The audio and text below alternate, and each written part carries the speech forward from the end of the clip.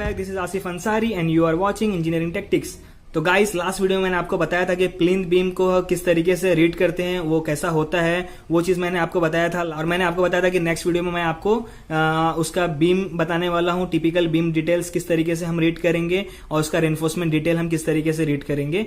तो आज इस वीडियो में मैं आज आपको यही बताने वाला हूं। तो ये है जो आपको दिख रहा है, ये टिपिकल बीम डिटेल है और ये है वो जितने भी बीम है उस बीम का रेनफोर्समेंट डिटेल। ओके, तो अगर आपको ये वीडियो अच्छी लगेगी तो इसे लाइक करें, शेयर करें और सब्सक्राइब करके बेल आइकन को भी दबा दें, ताकि जब भी मैं कोई नई वीडियो अपलोड करूं तो मेरी वीडियो की नोटिफिकेशन आपको मिले और आप मेरी वीडियो को सबसे पहले देख सकें। ओके, तो चलिए वीडियो को शुरू करते हैं। तो ये जो बीम है ये टिपिकल बीम डिटेल्स है, यानी कि जितनी भी बीम है यहाँ पे, ओके, ये सारी जितनी भी बीम है इस बीम का टिपिकल ड्राइंग दिया गया है यहाँ पे। ओके, यानी कि इसी बीम को आप रीड करके सारी बीम को आप रेनफोर्समेंट डिटेल प्रोवाइड कर सकते हैं कि रेनफोर्समेंट हम किस तरीके से हमें प्रोवाइड करना है वो आप कर सकते हैं इसके जरिए। तो मैं आपको इसको अच्छी तरीके से समझा देता हूं कि इसको हम बीम रेनफोर्समेंट डिटेल को किस तरीके से रीड करेंगे। तो थोड़ा मैं कैमरे को क्लोज ले लेता हूं ताकि और अच्छे से दिखे। तो फिर यहाँ पे हम देख लेते हैं।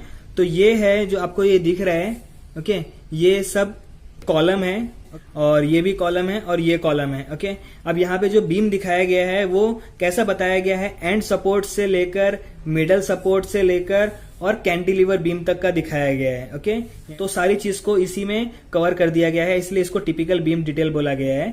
तो इसी कंडीशन के हिसाब से हमें बीम रेनफोर्समेंट प्रोवाइड करना है सारी बीम में।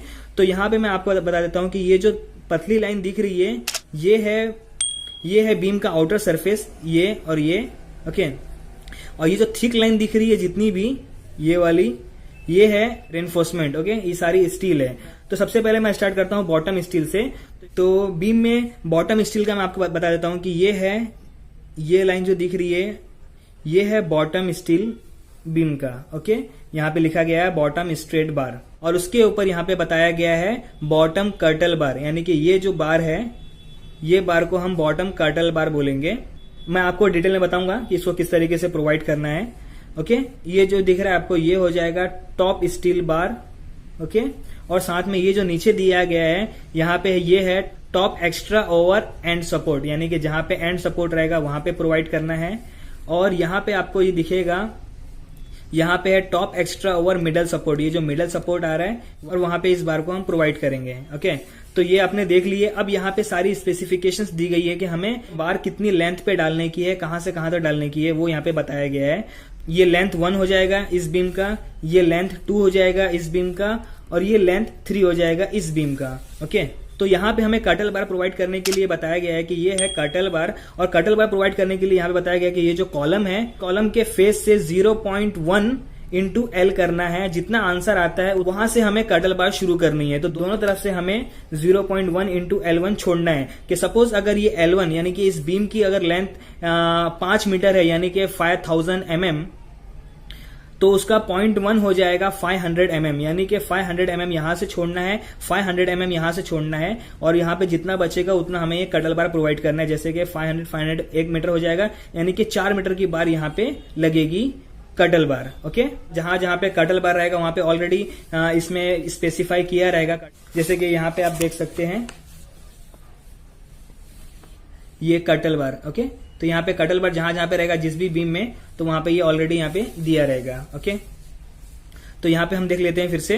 अब टॉप स्टील के बारे में बता दूं कि यहाँ पे ये लैपिंग दी गई है। तो लैपिंग के यहाँ पे एलडी लिखा गया है, यानी कि ये है डेवलपमेंट लेंथ। जहां पे भी स्टील कम पड़ती है वहां पे हमें लैपिंग करना होता है, तो वो होता है एलडी, डेवलपमेंट लेंथ। तो यहाँ पे आरसीसी ड्राइंग में बताया गया है कि हमें एलडी लेना है 50 into dia of bar.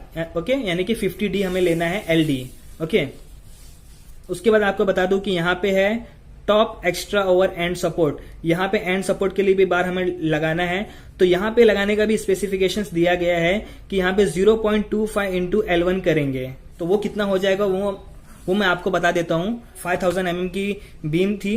Okay, इसको हम इंटू 0.25 कर देंगे तो ये होता है 1250। ओके, तो यानी कि 1250 की हम लेंथ लेंगे यहाँ पे एंड सपोर्ट के लिए, लेकिन यहां तक ही आएगा 1250। उसके बाद हमें प्लस करना पड़ेगा उसमें एलडी यानी कि डेवलपमेंट लेंथ। यहां से लेके यहाँ जो एल जो मोड़ेंगे वो एलडी के हिसाब से मोड़ेंगे। उसी तरह यहाँ पे मिडल सपोर्ट पे मैं आपको बता दूं कि ये है मिडल सपोर्ट। तो मिडल सपोर्ट के लिए अलग स्पेसिफिकेशन है, यहाँ पे दिया गया है 0.3 इंटू L1, यानी जितना भी L1 की लेंथ है उसको हम 0.3 से मल्टीप्लाई करेंगे, तो जितनी लेंथ आएगी वो इस कॉलम से यहां तक जाएगी, वो इस कॉलम से यहां तक जाएगी। तो यहां पे मैं आपको बता देता हूं कि सपोज 5000 mm की बीम है, इसको इंटू कर देंगे 0.3 से, तो ये जो आंसर आया 1500। तो 1500 हमें यहां से लेके यहां तक 1500 लेना है और यहां से लेके यहां तक 1500 लेना है, और बीच में प्लस करेंगे इसकी कॉलम की विड्थ जितनी रहेगी उतनी। ओके, तो इस तरीके से हमें प्रोवाइड करना है टॉप एक्स्ट्रा और मिडल सपोर्ट। उसके बाद हमें ये जो कैंटिलीवर बीम गया है उसका जो ये एक्स्ट्रा बार है उसको प्रोवाइड करने का भी स्पेसिफिकेशन दिया गया है। ये है L3। ओके, तो यहां पे दिया गया है 1.5 इंटू L3, यानी कि L3 की जितनी भी स्पैन होगी उसको हम 1.5 मल्टीप्लाई करेंगे, जितनी लेंथ आएगी वो हमें यहां से यहां तक उतनी लेंथ होनी चाहिए, और प्लस ये L3, यानी कि ये कितना हो जाएगा मैं आपको बता देता हूं। एग्जाम्पल के लिए मैं L3 का लेंथ ले रहा हूं 1500 mm। ओके, तो यहां पे 1500 mm हो गया, इसको मल्टीप्लाई बाय 1.5 करना है इंटू 1.5, तो ये आंसर आ गया 2250। ओके, यानी कि 2 मीटर 250। तो यहां से 2 मीटर 250 हमें अंदर लेना है और प्लस 1500 ये रहेगा। इतनी लेंथ की बार हमें यहाँ पे प्रोवाइड करना है कैंटिलीवर बीम के लिए। जहां जहां पे भी कैंटिलीवर बीम आएगा वहां पे हमें ऐसा करना रहेगा। जैसे कि यहाँ पे आपको दिख रहा होगा कि ये एक बीम है जिसमें यहाँ पे कैंटिलीवर लिखा गया है, तो उस जगह पे हम ये स्पेसिफिकेशंस अप्लाई करेंगे। ओके, तो अभी मैं कुछ लैपिंग के बारे में आपको बता देता हूं कि जैसे कि यहाँ पे आपने लैपिंग देखे थे, तो ये जो टॉप स्टील बार है उसमें अगर आपको लैपिंग की जरूरत पड़ेगी तो आप इसको लैपिंग बीच में ही करेंगे, जैसा कि यहाँ पे दिखाया गया है। ओके, यानी कि बीम की जो लेंथ है उसके बीच में ही आप इसको लैपिंग कर सकते हैं टॉप स्टील बार के लिए। और जब बॉटम स्टील में लैपिंग करनी होगी तो आप बीम के बीच में उसको लैपिंग नहीं करेंगे, आप उसको यहाँ पे L/3 पे करेंगे, यहाँ पे करे या यहाँ पे करे। ओके, तो इस तरीके से हमें करना होता है। तो इस लैपिंग का मैं रीजन आपको बताता हूँ कि इसका रीजन क्या है ऐसा करने का। कि यहाँ पे मैं आपको बना के बताता हूँ कि ये सपोर्ट हो गया कॉलम का। ओके, और ये हो गया बीम, इसको हम एक और सपोर्ट दे देते हैं यहाँ से लेके यहाँ तक। ओके, तो ये 3 सपोर्ट हो गए और ये है बीम। तो इसका जो बेंडिंग मूवमेंट होता है ना, वो बेंडिंग मूवमेंट इस तरीके से होता है। ओके, और जहां भी सपोर्ट आता है ना तो वो इस तरीके से बेंड होता है, यानी कि इसकी बेंडिंग मूवमेंट डायग्राम कुछ इस तरीके से बनती है। यानी कि यहाँ पे टेंशन बहुत ज्यादा होता है, यहाँ पे टेंशन बहुत ज्यादा होता है, यहाँ पे टेंशन ज्यादा होता है, यहाँ पे टेंशन ज्यादा होता है। तो जहां पे टेंशन ज्यादा होता है वहां पे हमें स्टील एक्स्ट्रा प्रोवाइड करनी पड़ती है, जैसे कि इसने यहाँ पे किया गया है स्टील प्रोवाइड बीच में। उसी तरीके से यहाँ पे उसके मिडल सपोर्ट पे, यानी कि हाफ इधर से हाफ इधर से। ओके, तो इस जगह पे हमें स्टील प्रोवाइड करना पड़ता है क्योंकि यहाँ पे टेंशन ज्यादा है। अगर यहाँ पे टेंशन ज्यादा रहेगा, अगर वहीं पे अगर आप लैपिंग करेंगे तो यहाँ पे बीम को फेल होने के चांसेस बहुत ज्यादा हो जाएगा। बीम फेल हो सकता है, यहाँ पे स्लिप हो सकता है, क्रैक हो सकता है, बीम टूट सकता है। ओके, इसी तरीके से यहाँ पे आप लैपिंग नहीं दे सकते हैं। अब सब कुछ हो गया है, अभी सिर्फ बचा है स्टीरअप्स का डिटेल्स। तो यहाँ पे आपको दिख रहा होगा STP1, STP2, STP1, STP1, STP2, STP1, इस तरीके से दिया गया है। तो हमको कंफ्यूज नहीं होना है इसमें और इजी बता दिया गया है, इजी तरीके से समझा दिया गया है कि यहाँ पे जो STP1 है, यानी कि इसका मतलब ये स्टीरअप 1, स्टीरअप 2 है। तो स्टीरअप 1 का जो लेंथ यहां से लेके यहां तक की जो लेंथ दिखाई गई है, तो वो हमें लेना है L1/4। ओके, अब L1/4 कितना होता है पहले वो देख लेते हैं। L1/4, अब L1 हम ले लेते हैं इसको 5000 mm।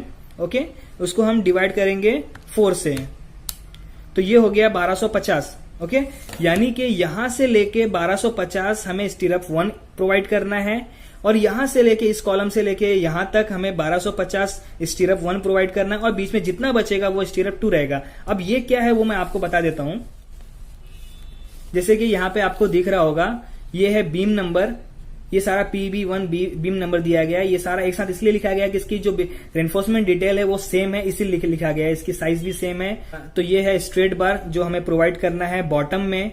बॉटम बार 2 बार यूज करना है 16 mm का, कर्टल बार इसमें नहीं है।